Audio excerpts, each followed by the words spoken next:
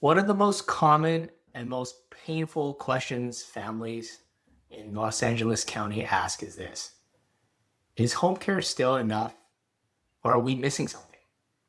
Staying too long can be risky. Moving too soon can be devastating for a loved one if they don't want to move or they're not ready. Today, we're going to try to talk through this clearly and honestly. So, why this question matters so much? I think families rarely start their care journey knowing exactly what level of care is needed. Most arrive here after a hospital discharge, a fall or near fall, a new diagnosis, a slow but noticeable decline as someone's aging. At first, home care feels like the right answer, and often it is.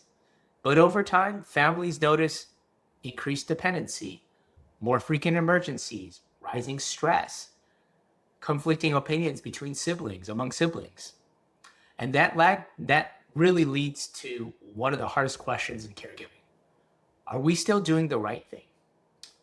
This conversation is especially important in Los Angeles County, where care options vary widely, costs are very high, facility availability can be limited, and families often try to manage longer at home. Today, we'll slow this down and look at the decision without fear or pressure. First, we're going to define what home care really means. I always start with that, and what it does not. Home care refers to non-medical hands-on support provided in the home. This includes assistance with activities of daily living, supervision for safety, physical support with mobility, routine and structure, companionship, and monitoring changes and reporting concerns. What home care does not include is 24/7 medical supervision, IV medications or wound care, behavioral health management, or emergency medical response. Home care works best when the person's condition is more or less stable, needs are predictable, risk can be managed with proper planning. Understanding these boundaries prevents unrealistic expectations and unsafe situations. So, when is home care enough for a loved one? First is medical stability with functional decline. Many seniors in LA County live with chronic conditions such as diabetes, heart disease, arthritis, early cognitive impairment. They may not need medical care, but they do need help living safely in their home. Home care is also often enough when doctors are managing conditions, there are no frequent ER visits, and symptoms are more or less stable. Caregivers act as the buffer between staying in the home and being placed in a facility. Number two is when help needed primarily with daily activities. That's when home care dresses best. The main challenges are, let's say, bathing safely, getting dressed, using the bathroom, preparing meals, remembering medications. Home care is often the right and least restrictive option for loved ones. In LA County homes, especially older homes or apartments, caregivers can help prevent bathroom falls, missed meals, dehydration, and medication mistakes. This kind of support often extends an independence of someone significantly in the home. Number three, when home care is enough, is early to mid stage dementia can often be supported well at home when routines are consistent, caregivers are trained in redirection, supervision prevents any wandering, and family remains involved. For many families, staying home reduces confusion, anxiety, and agitation for their loved one. Especially in familiar neighborhoods, like if you grew up in Long Beach, San Pedro, Downey, and surrounding LA County communities, familiarity matters very much for a loved one. Number four, if you can make your home a safe environment with modifications, home care can also actually work best, where fall risks are addressed, bathrooms are adapted if there's grab bars, as an example, stairs are managed, clutter is reduced. In LA County, where many homes are multi-level or older construction, caregivers help bridge the environmental challenges, but only when risks are managed and addressed in the home. Next is home care is also most effective when it begins before something major happens, like a major fall or family caregiver burnout or hospital readmission. Families who start early often need less care overall and experience better outcomes in the long run. So now let's address when home care may not be enough. If there's an increased, number one, increased frequency or severity of falls, or falls are one of the clearest indicators that care needs have changed. If falls are happening despite supervision or during transfers or at night or in the bathroom, now this may include mobility decline, neurological changes for your loved one, unsafe environment, need for medical interventions. I mean, as the needs grow at this stage, additional evaluation or a higher level of care, quite frankly, may be necessary.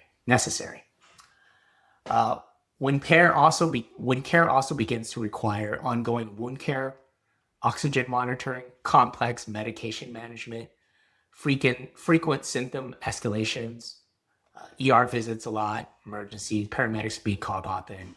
Home care may alone may not longer be sufficient, and this often may require skilled home home home caring home or nursing home facilities, or a facility with 24/7 nursing. Ignoring this gap, of course, increases hospital readmission risk, something that, quite frankly, LA County hospitals work hard to reduce.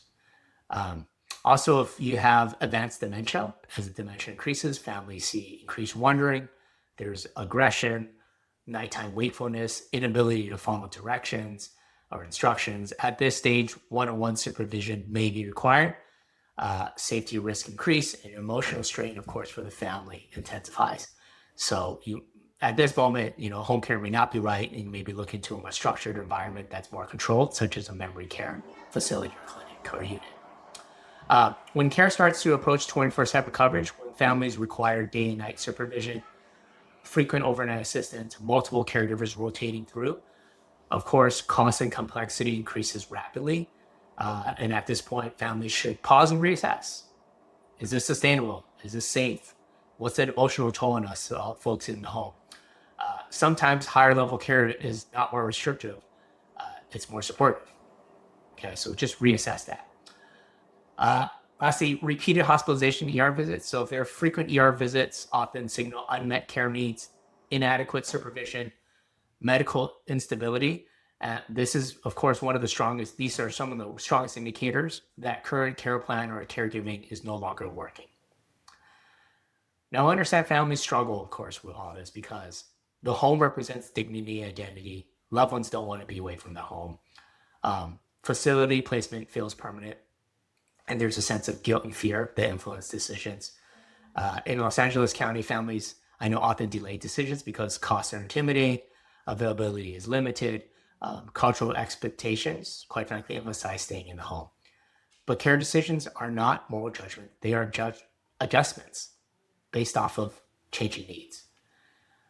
Now, the right path, how families transition thoughtfully, may include increasing home care temporarily until you find the right facility, adding skilled services such as home health, short-term rehab, and then lastly, of course, placement in a facility like an assisted living or memory care.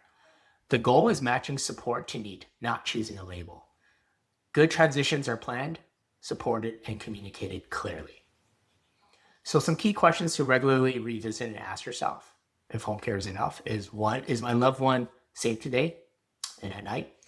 Are we preventing emergencies or reacting to them?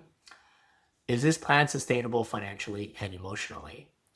And have professionals reassessed recently the situation? Honest answers to yourself and to your family and to your loved one reduce crisis decisions. Home care can be life-changing when it's enough. And recognizing when it's no longer enough is an act of love, not failure.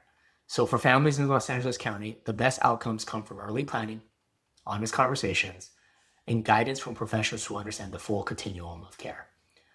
As always, if this video helped you think more clearly, please hit like, please subscribe to my channel, and share it with someone who's navigating these decisions, because clarity brings peace.